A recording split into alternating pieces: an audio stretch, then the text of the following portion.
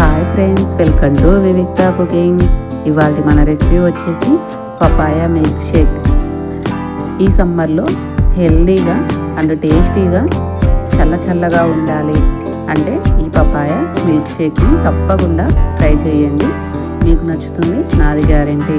మరి ఎలా ప్రిపేర్ చేసుకోవాలో చూసేసేయండి. ముందుగా పపాయని తీసుకొని లోపల ఉండే సీడ్స్ మొత్తాన్ని తీసేసుకొని పైన ఉండే తొక్కని పీల్ ఆఫ్ చేసుకొని తీసుకోవాలి. వీడియోలో చూపించిన విధంగా చిన్న ముక్కలుగా కట్ చేసుకొని తీసుకోవాలి. చూడండి, ఈ విధంగా చిన్న ముక్కలుగా కట్ చేసుకొని తీసుకోవాలి. ఒక చిన్న బౌల్లోకి కొంచెం వాటర్ని తీసుకొని 10 నుంచి 11 జీడిపప్పులని ఒక 10 నిమిషాల పాటు నానబెట్టుకొని పక్కన ఉంచుకోవాలి.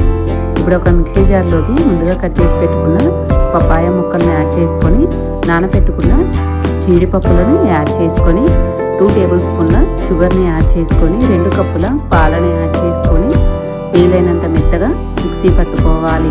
చూడండి, ఈ విధంగా మిక్సీ పట్టుకొని తీసుకోవాలి.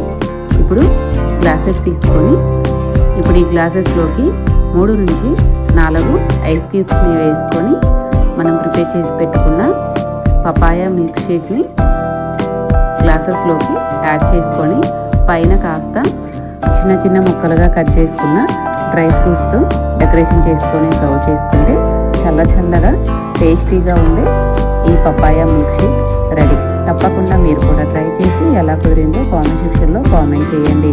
ఈ వీడియో కనుక మీకు నచ్చినట్లయితే ప్లీజ్ లైక్ చేసి మీ ఫ్రెండ్స్ అండ్ ఫ్యామిలీకి షేర్ చేయండి.